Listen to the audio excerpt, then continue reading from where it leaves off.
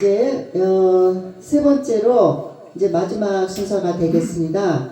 애국 우파가 나아갈 길, 우리 공화당 최고위원이신 조시철 목사님을 모시겠습니다. 마지막 강연입니다. 반갑습니다.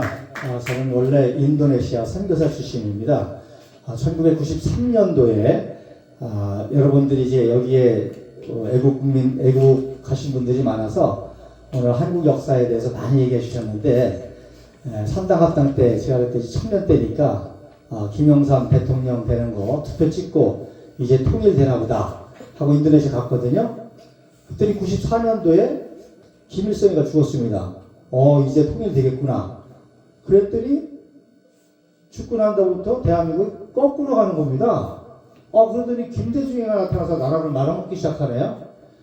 그래서 이거는 선교가 문제가 아니라 대한민국이 망하게 생겼다. 특히 전교조에서 역사 왜곡이 심각하게 훼손되는 걸 보고, 제가 이제 국부 이승만 박사하고도 직접적인 연관이 된 그런 그 인연이 있어가지고 이승만 박사를 이제 연구했거든요. 그 이승만 박사를 연구하다 보니까 이승만 박사님이 박정희 대통령을 3번이나 죽을 뻔한 가운데 키우셨더라고요. 어쨌든 그런 역사를 쭉 이제 공부하면서, 또 한국에서는 북한 사이트가 안 열리죠. 여러분 여기서 노동신문 쳐보세요. 그러면 컴퓨터에 US 사이트라고 경찰 마크가 딱 뜹니다. 근데 인도네시아는 북한하고 제일 친한 나라입니다. 그래서 인도네시아 패스포트를 가지면 북한을 마음대로 왔다 갔다 할 수 있어요. 뿐만 아니라 인도네시아에서 북한 사이트를 마음대로 열어봅니다. 제가 북한 사이트, 노동신문 뭐 다 이렇게 열람하면서 이 대남 공작이 얼마나 또 심각하다는 걸 알았죠. 그러다가 2013년에 이제 박근혜 대통령이 대통령 2012년에 됐을 때, 제가 그때 인도네시아 였는데, 그때 여러분 한국 어땠습니까? 다 문재인이 된다고 했잖아요. 언론 방송에서 다 문재인이 된다고 했는데 해외에서 보니까 안 해요. 박근혜 대통령이 될 것 같아요. 그래서 정말 박근혜 대통령이 됐습니다. 대구서는 2013년도에 10월 달에 박근혜 대통령이 인도네시아를 국빈 방문했습니다. 제가 이제 교계 지도자이기 때문에 그 초청을 받아가지고 박근혜 대통령을 만났는데, 1955년 11월 3일 날 국부 이승만 박사가 인제 간대리에 제1군 사령부 제3군단을 방문합니다. 그때 박정희 장군이 5사단장이었어요. 그래서 이승만 대통령이 박정희 대통령을 만나고 악수하는 사진을, 제 영상을 찾았습니다. 그래서 이승만 박사님하고 박정희 대통령하고는 말씀드린 그런 연관이 있는데 사진이 없는 거예요. 사진을 못 찾았는데 영상을 찾았습니다. 그 당시 대한뉴스에 영상을 찾아가지고 제가 그 영상을 캡처를 했죠. 그래서 이승만 대통령이 박정희 소장하고 악수하는 장면을 캡처해가지고 그걸 이제 액자로 만들어서 박근혜 대통령을 드렸더니, 그 다음날 경호실을 통해서 연락이 왔더라고요. 너무너무 좋으니까 좀 자세히 좀 알려달라고. 그래서 자세히 이제 알려가지고 드렸습니다. 여러분 아시는 대로 박근혜 대통령이 통치를 잘하셔가지고 또 자유통일까지 갈 것 같으니까, 또 통일되나 보다 했는데, 그래서 이제 박근혜 대통령을 도와야 되겠다. 그래서 2015년도에 이제 제가 한국에 와서 박근혜 대통령의 이제 통일에 대한 비전, 또 대한민국 역사 바로잡기, 이승만 대통령, 박정희 대통령에 대한 그런 강의를 전국적으로 대학교, 또 교회 단체 이런 데 이렇게 막 하는데, 뭐가 났어요? 탄핵이 났잖아요. 탄핵이 난 순간 저는 딱 알았습니다. 이건 대남 공작이다. 큰일 났다. 그런데 뭐 천안에서 정보를 모르고 그냥 큰일 났다고 생각하는데, 12월 21일 날 여러분 아시는 대로 이제 12월 24일 날 권영애 장군이 최초로 대한문에 태극기 집회를 연합으로 하기로 했습니다. 12월 24일 날 탄기국이라고 해가지고 이제 권영애 장군이 전체 그 탄기국 대회를 하기로 했는데, 그때만 해도요 촛불이 무서워가지고 권영애 장군이 연설을 초청하면 다 못 나가겠다는 거야. 조갑제니 뭐 이런 애들이. 그러니까 이분이 몸이 달아가지고 연사를 찾으러 다니다가 제가 바로 대학로 정동제일교회에서 20만 포럼에서 강의를 하는데 권영애 장군이 그 강의를 끝까지 다 듣더니 끝나고 나면서 24일 날 태극기 집회가 있는데 연사로 와달라는 거예요. 그래서 갔죠. 그때 갔더니 그때 이제 김진태가 나오고 허평환 장군이 나오고 정명이 나오고 또 러시아 대사가 나오고 백모 백성호가 나오고 제가 이제 나와서 연구서를 하면서 그때 처음으로 그 얘기를 했죠. 1898년도 10월달 12월달에 이승만 청년이 제3차 만민공동회를 대한문에서 합니다.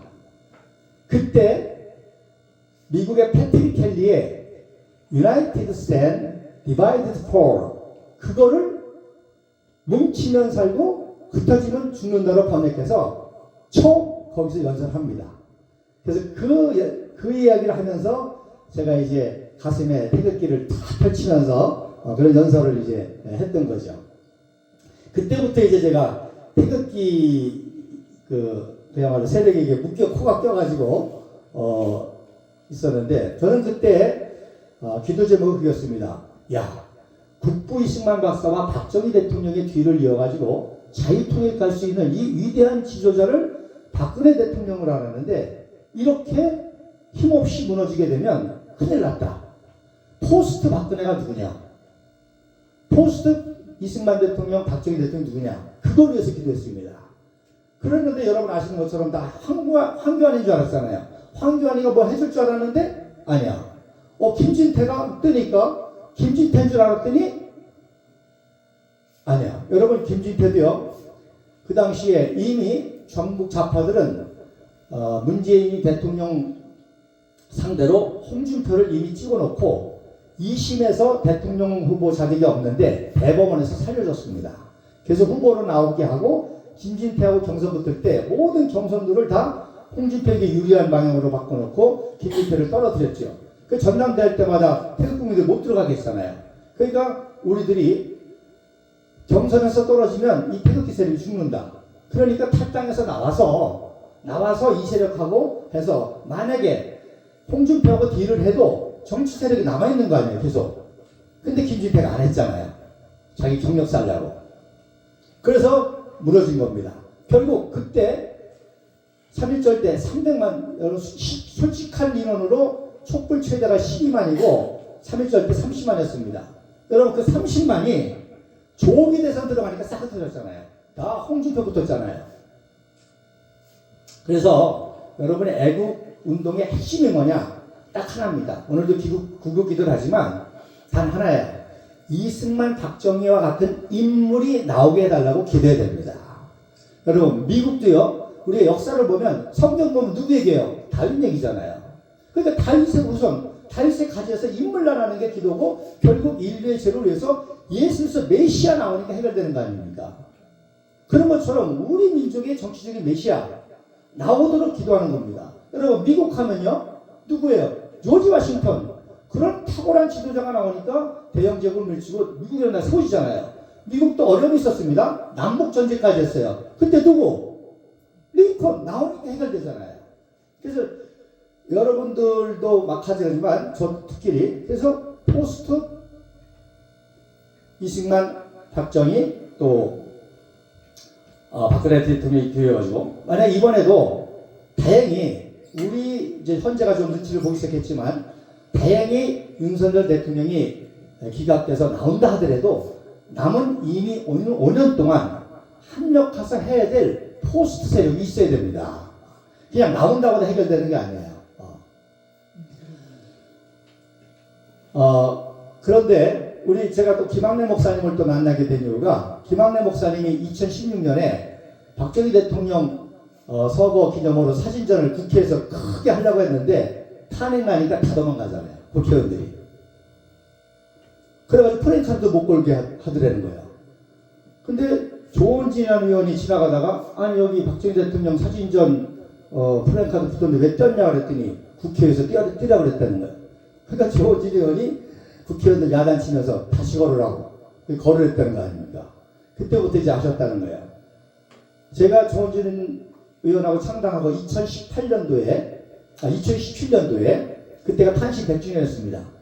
탄신 100주년 박정희 대통령. 그때 국회에서 박정희 대통령 사진전을 했습니다. 국회에서. 그때 박근영 명의가 왔거든요.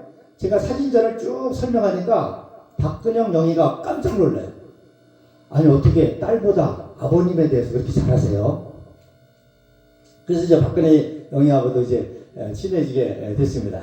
자, 아무튼 그래서 정말 이 국부 이승만 박사가 나오니까 독립도 하고 건국도 하고 소련과 중공군과 국제전쟁에서 이기기도 하고 트루먼 아이젠하워를 동생나라 두시해가지고 한미동맹도 맺고 그래서 이런 놀라운 대한민국을 세웠고 그런데 하야하고 난 다음에 4.19 혁명 이후에 장면 민주당 정권이 들어서니까 어떻게 됐습니까? 8개월 만에 나라가 망한 거예요. 여러분 지금 상황하고 그때 장면적 상황하고 비슷합니다. 그때도 하도 종북자파들이 밤낮 데모하고 하니까 군인들이 불안해 못 사는 거예요. 전방에 군인들이. 또 6.25 남친나겠다. 국민들이요 불안해 못 사는 거예요. 그러니까 하도 데모를 하니까 윤보선 대통령이 장면 총리한테 야 좀 강경 진압을 좀 해라. 저거 정리 안 하면 큰일 난다. 근데도 이 장면이가 또 순해가지고 또 눈치 보느라 못하는 겁니다. 그러니까 윤보선 대통령이 변장을 해서는요 밤에 민정시찰을 했는데 마침 혁신계라고 아주 골수 빨갱이들이 촛불이 아니라 횃불 시위라는 거예요. 횃불 시위. 그걸 보고 너무 놀래가지고 장면을 불러가지고 야 큰일 났다 나라가. 그런 상황이다 보니까 모든 국민들과 특히 군인들이 이러한 사태를 해결할 수 있는 것은 바로 미국을 유학해온 엘리트 청년 장교만이 혁명을 해야 된다. 그래서 누가 떠오르는 거 아니? 박정희, 박병건, 이할림이었습니다. 그래서 청년 장교들이 편지를 썼습니다. 이할림한테 빨리 혁명하라고. 근데 이할림은 일군 사령관이거든요. 정면이가 임명했거든요. 박병건이는 광주 전투병학대 사령관이고 박정희는 2군 사령관이고. 그러니까 그 당시 상황이 그랬습니다.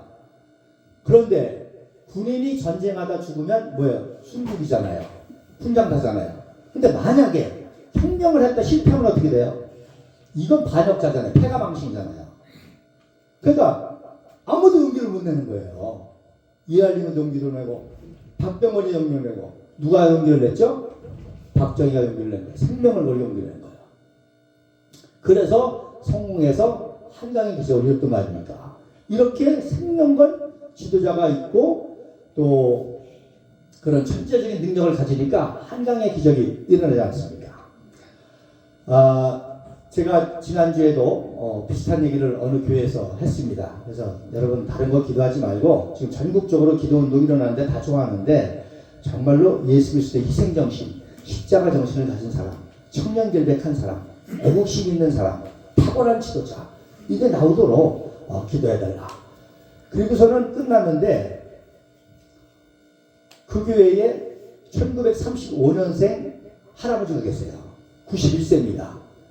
근데 뭐라고 하냐면 이분이 평생 신문하고 방송을 5개, 6가지 모니터링한 분이라 정치 박사라는 거예요.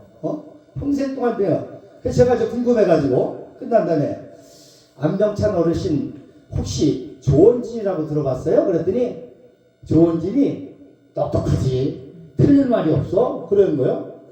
그러면서 하시는 말이 박근혜가 유영아 국회의원 만들려고 조원진 버린 거는 아버지 박정희를 버린 거라는 거예요. 너무 깜짝 놀랐습니다. 그러면서 얼마 전에 동대구역에다가 박정희 대통령 동상 만든다는데 어떻게 됐어? 나한테 물어보더라고요. 그래서 제가 홍준표 대구시장이 동상을 만들었는데 꼭 지닮은 모습으로 만들어가지고 난리가 났습니다. 그랬더니 홍준표? 그놈 간사한 놈이야. 성일종이를 버렸어 그러더라고. 여러분요 엊그저께 홍준표가 JTBC 방송 나와서 뭐라 그랬어요? 유신헌법은 내란이라고 했습니다. 얼마나 간사한 놈이에요. 아니 박정희 대통령 동상 동대구에 세우고 엊그저께 또 나와가지고 유신헌법이 내란이라고? 여러분 1972년 11월 유신헌법을 국민투표에 붙였는데 91.6%가 투표에 참가했고 91.5%가 찬성을 했습니다. 이런 놈들이 난리를 치니까 대한민국 망가지는 거예요. 그래서 여러분들이 그 기도하실 때 제가 저는 뭐 같이 이제 조은진하고 7년 동안 이렇게 활동을 하니까 이런 분이 있다는 것을 알려주시고 제가 정말 나는 책으로만 통해서 또 증언을 통해서만 이승만 박정희를 봤는데 조은진 대표하고 7년 동안 있으면서 이렇게 정치를 하시겠구나. 그래서 금전관계에 있어서 또 원칙에 있어서 정의에 있어서 어떤 분들이 그래요. 조원진 조시철 그러니까 형제인 줄 알아. 8년 동안 같이 붙어 다니니까 형제인 줄 알아. 그리고 무슨 뭐 국회의원 보좌관 정도 한 3, 4년만 받고 일하는 줄 알아요. 그런 거 절대 없고요. 그렇게 하는데 절대 그렇지 않습니다. 그래서 제가 말한 대로 저는 국부 이승만 박사 박정희 대통령이 연구한 사람이기 때문에 거기에 조금이라도 흠이나 틈이 있으면 제가 그만두죠. 같이 있을 이유가 없죠. 마지막으로 오늘 이 모임이 정말 귀한 모임이라는 거는 제가 또 깨닫는데 오늘 추운데 제가 오서 택시 타고 신창역으로 오려고 택시를 타려고 불러서 버스장에 섰는데 어떤 어르신이 옆에 있어요. 그래서 어디 가십니까? 그럼 온양천역 간대. 내가 이제 같이 데리고 가려고 모시고 가려고 어차피 저 갈 테니까 그분을 모시고 이제 전철을 탔습니다. 대사관에 갔는데 이런저런 얘기를 하다가 저 이제 궁금한 게 많으니까 또 어르신이니까 군대는 어디 있었습니까? 그랬더니 수도방위 사령부에 있었습니다. 그러면서 갑자기 무슨 얘기냐면 자기가 5.16 혁명 때 박정희 소장을 에스코트 했다는 거예요. 별로 소름 안 돋습니까? 자기는 34단 7중대 헌병 하사로 5.16 혁명날 순찰을 돌고 있었다는 거예요. 그랬더니 34단 헌병대장 황제수 소령이 무전으로 왔는데 지금 군사 반란이 일어났으니까 한강대교 못 넘어오게 헌병들을 지원하라고. 그래서 굴로 막 가는 중인데 헌병 하사 하나가 부상을 입고 후송을 당하더래요. 그래서 바로 보고를 드렸더니 그 사이에 상황이 바뀐 거야. 혁명이 성공한 거야. 그러니까 거기에 관여하지 말고 박정희 소장을 찾아가지고 에스코트 하라 그러더라는 거야. 무전이. 그래가지고 이분이 이제 뭐 그 당시 뭐 새벽 1시니까 뭐 조용하죠. 뭐 동선이 뻔하니까 시청 앞 조선호텔에서 가니까 집차가 이제 두 대가 저기를 딱 접근하니까 그쪽에서 긴장할 거 아닙니까? 딱 써서 너 누구야? 그러니까 박정희 소장이 딱 내리면서 너 뭐야? 그러니까 경례를 딱 붙이고 박정희 소장님의 에스코트로 명령을 받고 왔습니다. 그랬더니 그래 수고해. 그래서 딱 이제 수행을 다 하고 그 다음에 이제 육군본부에 딱 갔더니 차지철이가 다 기억하시더라고 이분이. 차지철이가 수류탄 2개 딱 달고 오고 공수부대가 딱 와서 하니까 박정희 장군이 이제 내 임무는 끝났어. 수고했어. 그래서 가려고 하는데 또 무전 오더라는 거야.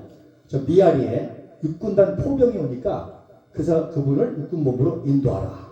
그래서 미아리 가서 딱 갔더니 육군단이 딱 들어오는데 지휘관이 딱 내릴 거 아니에요? 덜덜덜덜 떨더라는 거예요. 체포한 줄 알고. 딱 경례 붙이고 상부 명령으로 우리 육군단 포병호를 육군본부로 모시러 왔습니다. 그랬더니 정말이야? 정말이야? 덜덜덜덜 떨면서 묻대라는 거예요. 여러분 혁명이 그런 겁니다. 박정희 장군이니까 생명을 걸기 때문에 겁내는 게 없잖아요. 근데 그 부하들은 떨리는 거예요. 덜덜 떨리는 거예요. 그러면서 그때 희한하게 달빛이 너무 밝아가지고 그래서 제가 좀 또 아는 척을 또 했죠. 그러면은 그 육군단 포병사령관 문재중 대령이겠네요. 그랬더니 아는 소리 했더니 말을 안 해. 근데 마지막에 하는 말이 뭐라 했냐면 달이 너무 밝아가지고 명찰의 이름표가 보이더라는 거예요. 자정에 문재준 이렇게 딱 하시더라고요. 그래서 인도했다는 겁니다. 애국운동이요 생명 거래됩니다. 지금 상황 그런 상황입니다. 더 중요한 거는 다시 말씀드리지만 2018년 3.1절 30만 모였습니다. 그거를 지도할 지도자가 없으니까 망하더라는 거예요. 저는 그걸 철저히 깨달았습니다. 그렇게 모아놓고 권영애가 물 말아먹고 홍준표가 물 말아먹습니다. 여러분 저는 감사한 게 조원진 의원을 통해서 정치계 내부의 소식을 잘 정확하게 압니다. 지금 대통령이 감옥 들어가 있는데 권성동이는 한동훈 대통령 세우려고 그래요. 왜? 아직도 한동훈 지분이 30%가 있거든요. 내었더니 권영세, 오세훈 살려고 합니다.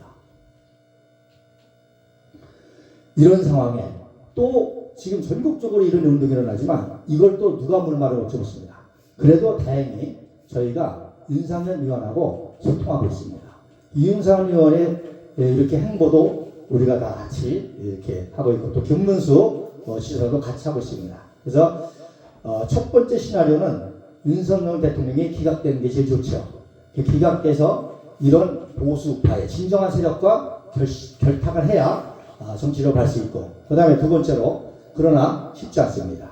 이미 모든 권력기관을 다 장악했기 때문에 여러분 언론방송 보세요. 다 조기 대선 하잖아요. 여론조사 하잖아요.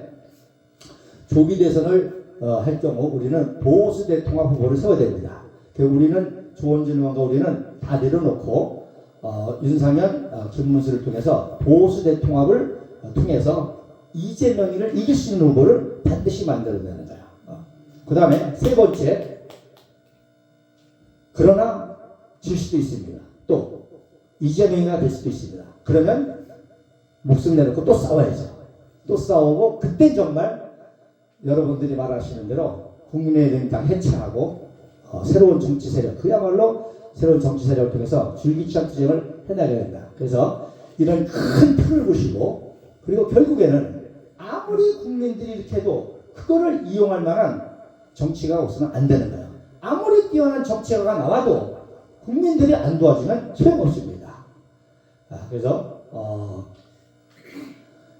절대로 소망을 놓지 말고 어떤 상황이 전개되든지 간에 바로 진정한 정치가들이 의인지사들이 나와서 대한민국을 새롭게 할 수 있도록 그렇게 기도해 주시고 함께 해 주시기 바랍니다. 감사합니다.